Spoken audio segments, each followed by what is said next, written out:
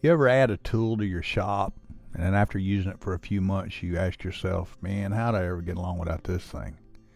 Well, that is sincerely how I feel about this CO2 laser. It's opened up so many possibilities and opportunities for me that I wouldn't have had otherwise, and I have used the heck out of it since getting it. It's truly been a blessing. Now, if you've watched my channel for any length of time, one thing you know I love doing is inlays on the CNC machine. Well, with the thanks of YouTube, I have learned how to do inlays on the laser. Now, if you've seen other YouTube videos on inlays, they're generally just one inlay, but we're going to do some multiple inlays today, and I've picked out two images, a butterfly and a tiger. The butterfly was meant to show a very easy one to do, and the tiger was going to show you a little bit more advanced, a little bit more difficult to do. And as luck would have it, the tiger turned out flawless, but the butterfly failed, and we'll talk about that later. But here's how you do it. First, you want to pick out the wood that you intend to be the base, or what you'll cut the pocket in that the inlay will fit down into. In these examples, I've picked maple, hard maple.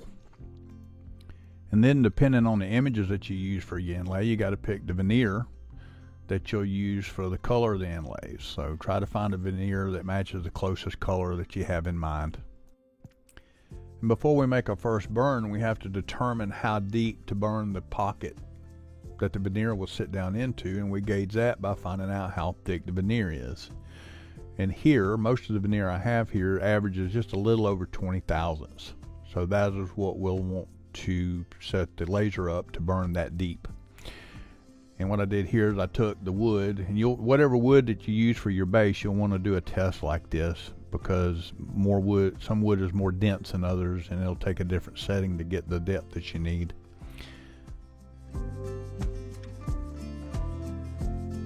And then once I have that done, I just take my calipers and do a quick measurement to see how deep it was. And 50% got us right around 35 thousandths, and that's way too deep. You want to have it between 20 and 30 thousandths. The veneer is 20 thousandths. You want the pocket just a little deeper. We're at 28 right here, and that's probably going to be what we end up choosing. We'll check 40% just in case, and sure enough, it's right at the 20 thousandths mark.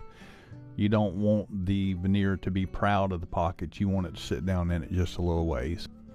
I wanted to show you how to set up the layers in light burn. First, a disclaimer, there's about a half a dozen different ways that you could screw this up. This is just one of them. So this isn't the end-all be-all settings. Your workflow may vary, and I'm sure you can figure out a better way to do this, but this will be a good starting point if you've never done this before.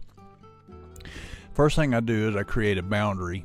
If, like I mentioned a while ago, the wood that I'm using is 4-inch square, so I created a 4-inch square boundary. And also, this is my origin in the bottom left-hand corner. When I set my wood down, I know that I'm burning in the center of that wood, and I'm able to center up the image inside that boundary to get that. So I bought this butterfly, this vector off of Etsy. It's just a simple vector, but it has multiple parts to it, and I split those up into two layers. The first layer is just the outline of the butterfly, and what we'll do is we'll engrave that into the wood, and then once that's done, we will engrave the outside of the veneer and then glue that into the first pocket that we burned. Once that glue dries, we'll bring it back, put it back in the laser, and then we'll run the second operation that will burn this image into the first inlay that we put in. And then lastly, we will cut this out as an inlay and glue that in. So, and if you'll notice, it's worth mentioning, now 900 inches a minute is the speed that I use on my laser, but the important bit here is that test burn that I did a while ago, and we determined that 45% was what I needed to get the proper depth into the base cut. So that's how I have this set here. If you have a CO2 laser, I'm just using 300 DPI. If you have a diode laser, you don't have to worry about that. But this is basically a good starting point for the settings that you might want to use. And we'll come back in a minute and I'll show you how to cut out the inlay.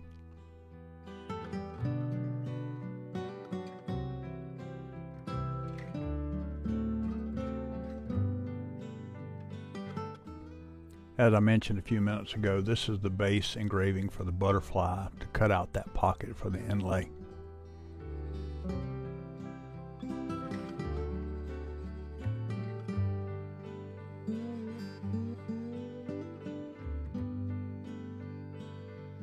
And this will be the base cut for the Tiger. Now, I didn't show the setup on that, but it's almost identical to how you set up the butterflies, so it's the same procedure.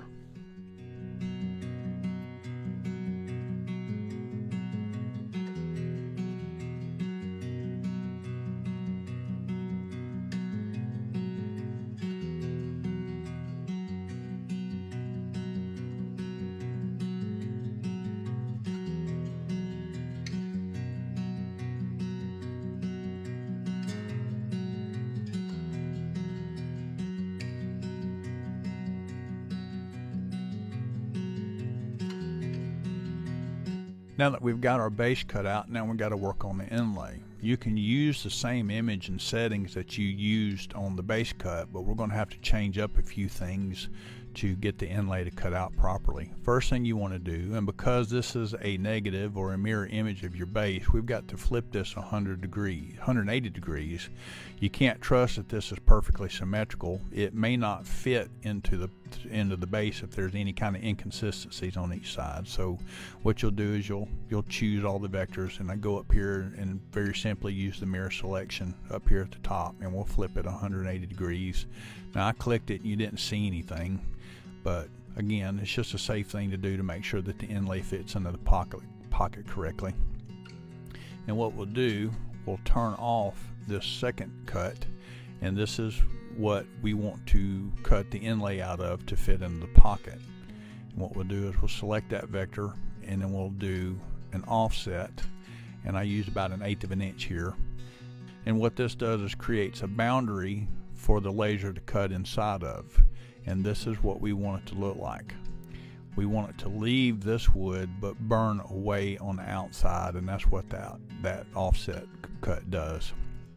The second thing we want to do, we're still going to use the same speed and power, but what we want to do is add a second pass to that burn, and I'll show you in just a second why we need to do that. And then after we have done with that one, then we'll come back and we will cut the second one. Now what you can do in this particular situation is we can use that same outline, and we'll use layer 1, and we will do the same thing here. We will burn the second run, we will run a second pass, and this is what you will see for that, and then that is what we will press into the base pocket that we cut into that inlay. Now for us to cut the inlay out, we're going to need a couple of things. We need aluminum tape and some regular painter's tape. I've got all this down in the description, Amazon links, if anybody wants to use what I'm using. But first thing I'm doing is I'm taking another 4-inch square block, and I'm going to cut out the veneer the same size as that.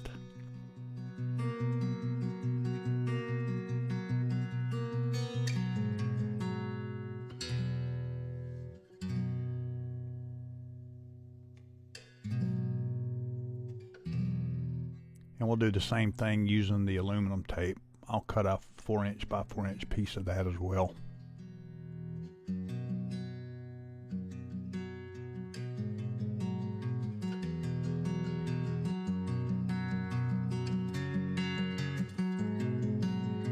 And then once you have it cut out to the size that you want, just tear off the back off the aluminum tape and tape that onto the veneer.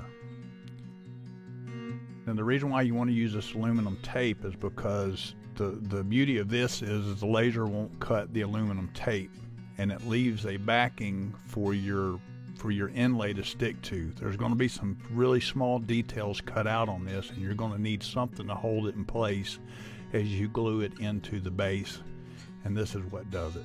Does a great job too. And I use this roller to make sure it's pressed down and the glue adheres good to the wood. And then once I have that done, I just tape it down to that block. And I'm using this block as just a pedestal to set it on. You don't have to use it, but you'll want to find a way to secure the wood down, the tape and all, onto the bed of your laser. I found that this wood was just a perfect way to do that. Kind of like a jig.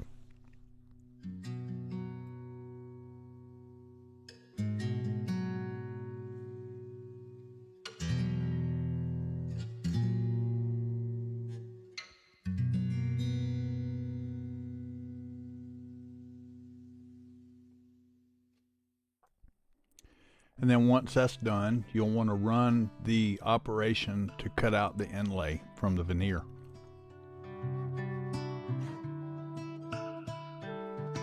Now if you're noticing where the laser is cutting, it's leaving some residual wood and glue. You could bump up the power to get all this in one pass, but I've noticed that it kind of scorches the wood if you've got the laser too hot. So 2 passes are actually a little safer thing to do without damaging the wood, because that aluminum tape will get hot.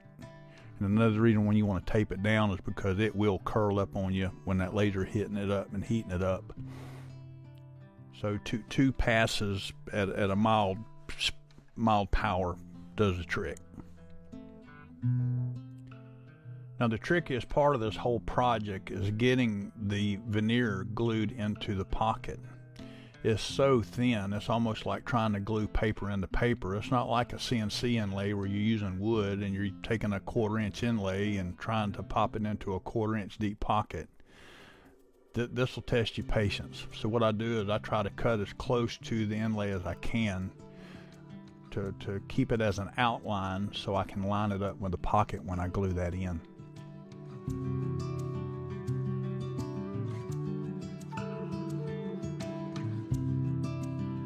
And I'll just sand off the soot just a little bit, because you're going to see that once your glue mixes in with that soot, it's going to discolor it just a little bit.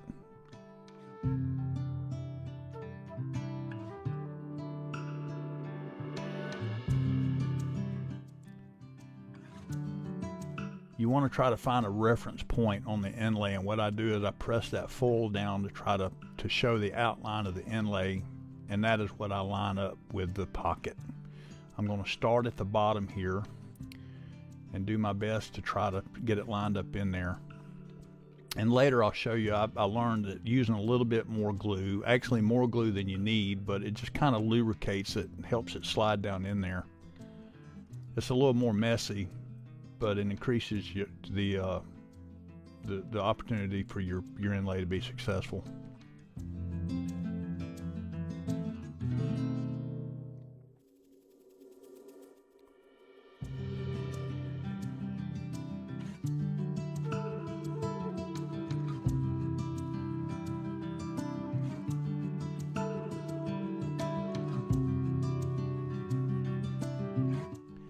And while we're waiting on that glue to dry, we'll go ahead and cut out the first inlay for the Tiger.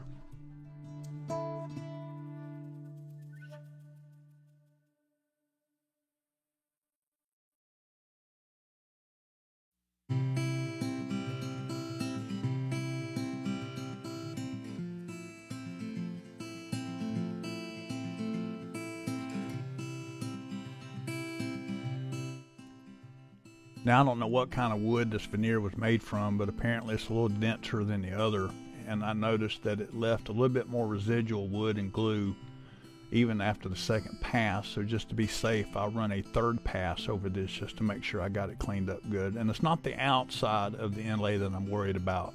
It's all the little details on the inside of the inlay, like around his claws and whatnot, that I wanted to make sure that it was cleaned out well.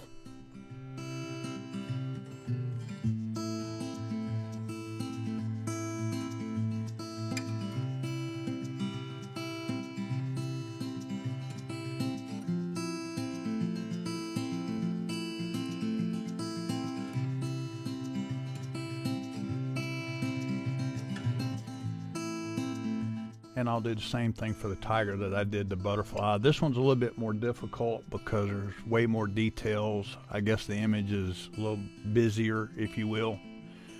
And so it's a little bit more difficult to get pressed into the pocket as the butterfly was.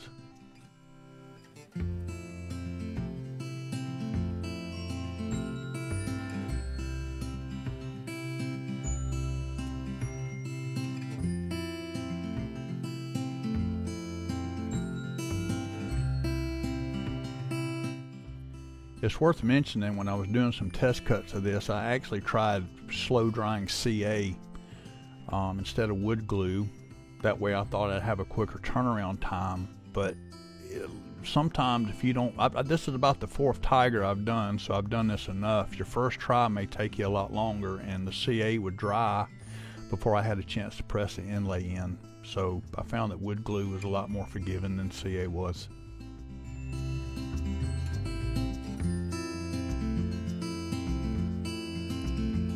Now, I only let this glue dry about 2 or 3 hours before I started peeling the tape off of it, and I learned a hard lesson because of it.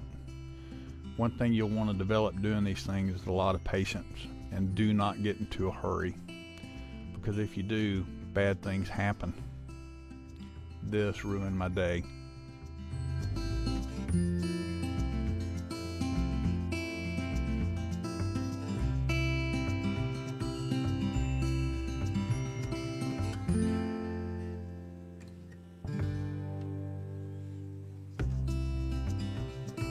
My first thought was to just do it over again, but I thought this would be a wonderful opportunity to see if I could fix it. My daddy always said it's not how good you are at doing something right, it's how well you recover from it when you screw up. So I'm going to see if I can fix this. And this I will use the CA glue on, because like I mentioned, this particular image is a lot more simple than the Tiger was, and I think I can get it. So I just lined the pieces up in there and then squirted a fairly liberal amount of CA glue in there to try to get it glued in.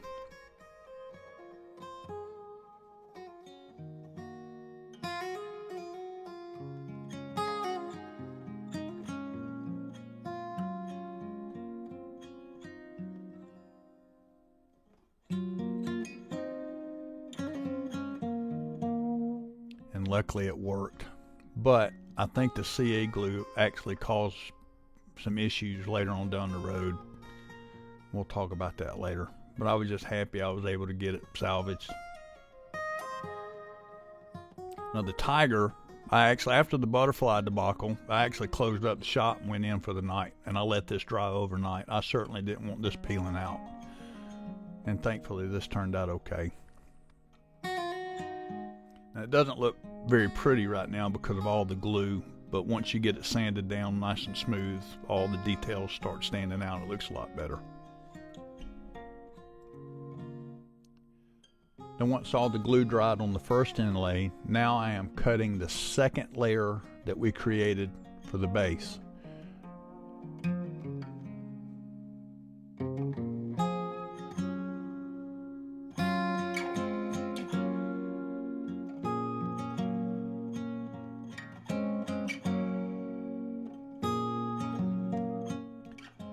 And of course, this is the second inlay operation to cut out the final inlay that'll go into the butterfly.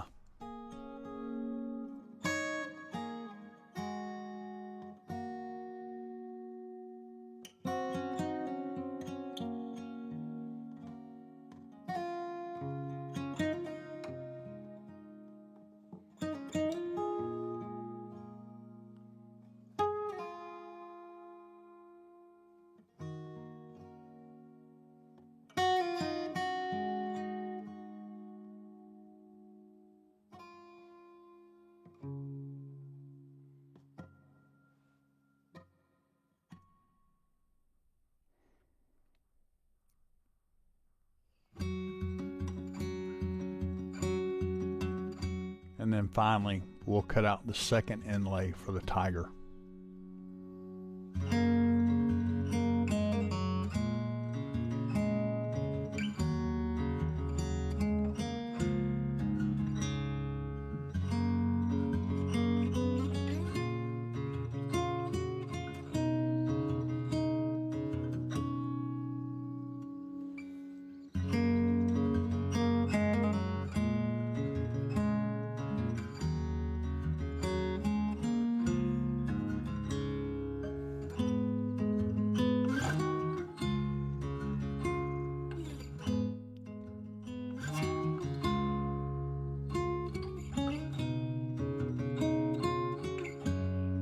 Trying to press these small inlays, these thin inlays into these little thin pockets, shallow pockets, can be fairly difficult. I've learned to add a lot more glue to make everything slippery, to lubricate it all in, for my fingers to slide over it so I can actually feel it slide into the pocket. So Don't talk bad about me because I'm using so much glue, but there is a method to my madness.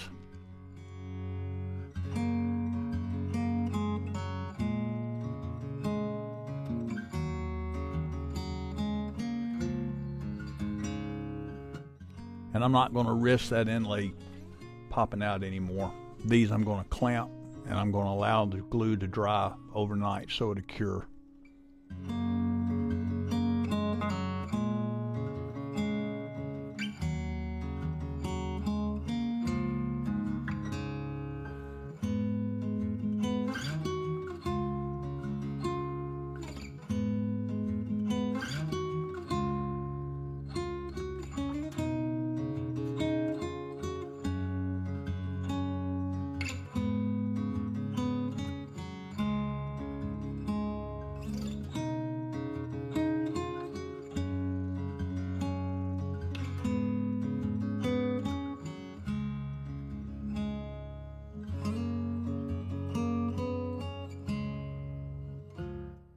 Now, I'm sure I didn't need this many clamps for such a small piece, but better safe than sorry, right?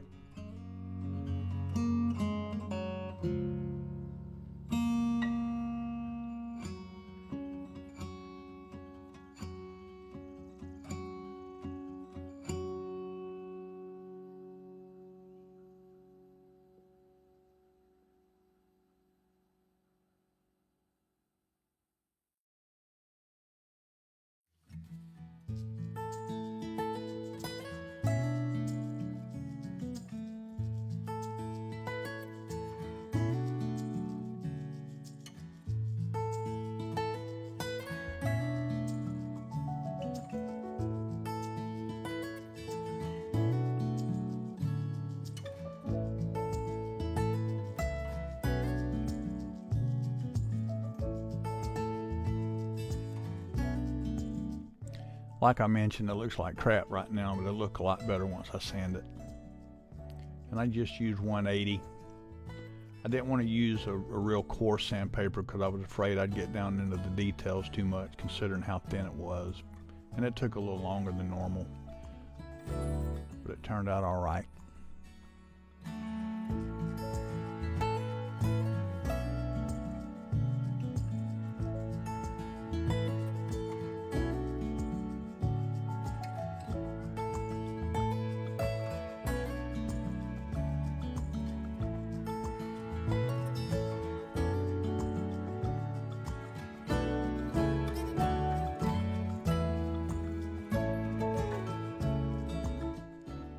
I'm pretty disappointed in how the butterfly turned out. It just didn't turn out well at all. The dark areas around the edge of the wings, maybe that's from the CA glue, I don't know, but I noticed that it got more prominent as I sanded it. Here's a test piece that I did. It didn't turn out that way. So I'm going to think it's a cross between the veneer that I used and maybe that CA glue that I had to fix my uh-oh. Now the Tiger turned out fantastic. I am very proud of that. The irony of it is the Tiger was a more difficult inlay to do, but it turned out 10 times better than the Butterfly, which was the more simple one to do. But there you have it, folks. That's how you do laser inlays.